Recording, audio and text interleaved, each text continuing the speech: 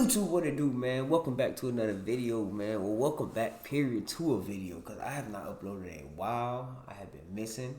I am sorry. But we back. I'm about to, UK, we about to start touching back down in the UK, man. Y'all already know what it is, man. Okay.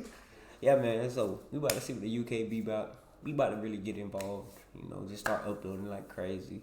Y'all get the vlogs, reactions, and everything in between, man. Before we start the video, make sure you go to give the video a thumbs up. Don't forget to comment down below, and don't forget to subscribe to the kid, man. If you didn't know, then now you know. It's always your boy, Mr. AyoSwizz. You dig?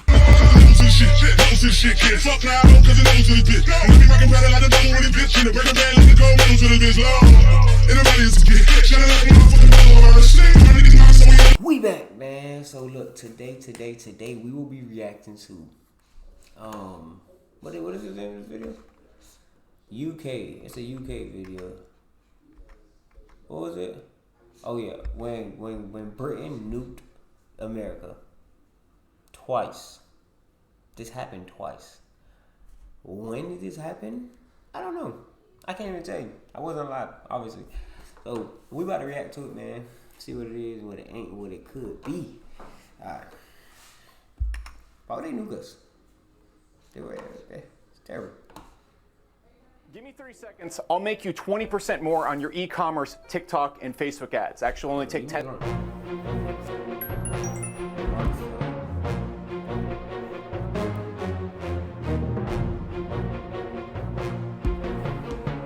Britain nuked America twice. In the 1960s, Great Britain nuked. Do y'all honestly think, like, between us, y'all honestly think that if that happened right now, like, what do y'all think about happening? Like, do you think it would be like a war? Was it a war? The United States, not once, but twice. Fortunately for all concerned, the attacks were only training exercises, but so embarrassing were these attacks that they were hidden from the American public for about 50 years, as well as being strenuously denied to the American press for decades. As far as America was concerned, its defenses were 99% effective, but in simulated... Okay, like, if somebody throws a nuke at you, what is really 99% effective? Like, what does that really entail? Like, how effective is that for real? You get me? Attacks. Royal Air Force bombers managed to penetrate US airspace to launch nuclear attacks on New York City and several other important urban centers. Before I tell you how, a word from our sponsor. This episode is brought to you by Curiosity. I'm gonna fast forward a little bit. I want to see what's going on here. They doing all this extra. Oh. The answer is surprisingly simple and consists of 2 words. Avro Vulcan. That's the nuke.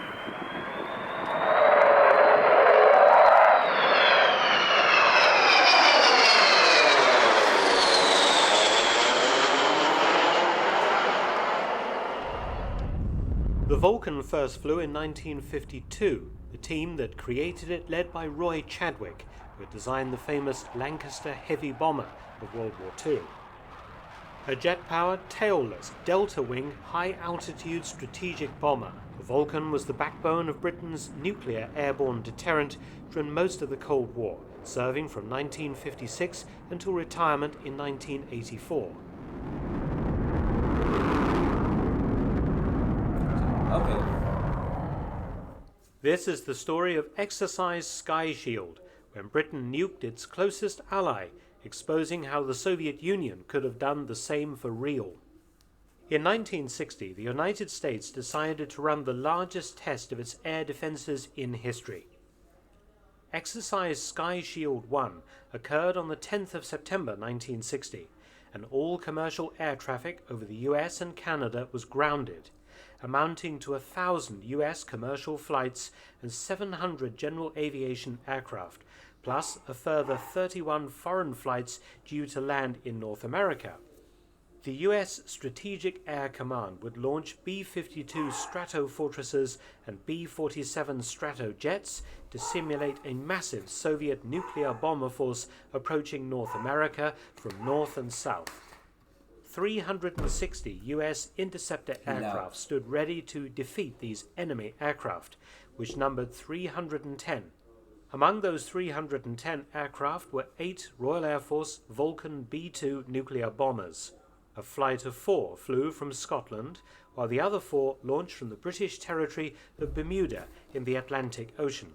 The American plan was to detect these enemy bombers by radar and other early warning systems. Then they would be intercepted and destroyed in simulated attacks by US jet fighters and missile batteries. The attacking bombers split their attacks between high and low altitude. The defending fighters did very well against the stratojets and stratofortresses, intercepting many of them, but the Vulcans proved more elusive opponents. The Vulcan flew at the highest altitude of the simulated Soviet bombers, cruising at 56,000 I've always wanted to drive a fighter jet. Random but true. feet. One was successfully intercepted at this altitude over Goose Bay, Labrador, by a United States Air Force F-101 Voodoo. But the other 7 Vulcans all managed to penetrate American airspace to launch simulated bombing attacks on US cities. They then turned around and landed at Stephenville, Newfoundland.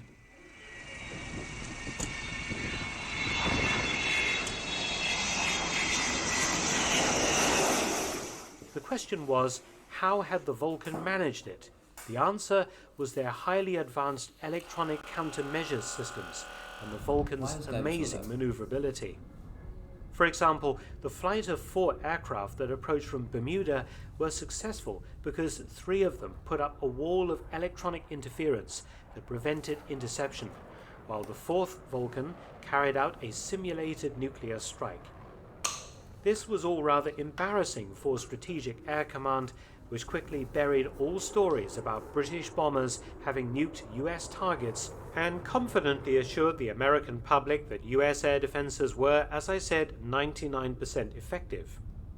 However, the following year, the Americans invited the RAF to take part in exercise Sky Shield 2. Perhaps the US AF was determined to show that the Vulcan's previous success was only a fluke, a one-time only event. Sky Shield 2, which occurred on the 14th of August 1961, was an even bigger event than the first one. It caused 2,900 US and Canadian flights to be grounded, affecting 125,000 commercial passengers. During the exercise, 125 US and British bombers would be pitted against 1,800 fighters and 250 missile sites, and over 200,000 Air Force personnel from the US and Canada.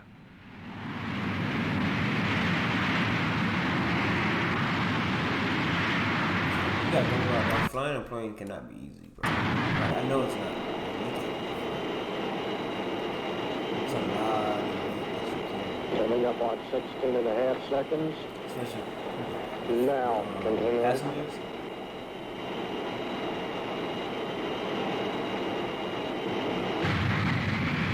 Yeah, but I'm still ready. Ready now. 3 so far, gear. Coming up. 6 up, standing by flaps.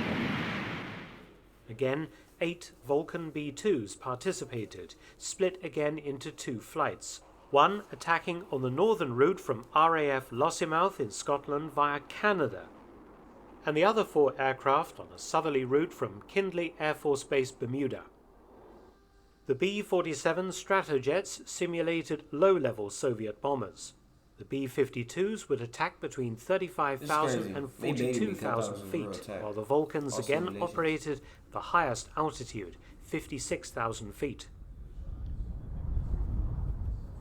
At the massive NORAD, or North American Air Defense Bunker at Colorado Springs, the US top brass was joined by the RAF's Air Marshal Sir Kenneth Cross of Bomber Command and Sir Wallace Kyle, Chief of the RAF Technical Training Command, to monitor the exercise. Just before 2 p.m., US interceptors pounced on the B-52s, approaching at the mid to high altitude level. The Vulcans also came in from the north, and again, due to the Vulcans' high-tech jamming equipment, only one was shot down by an F-101 Voodoo fighter.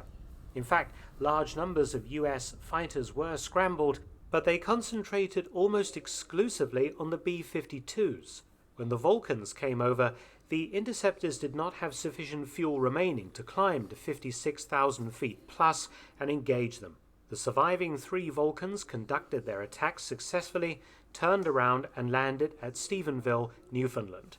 The southern attack force of 4 Vulcans from Bermuda reached a position 50 miles off the US coast before fighters were scrambled to intercept.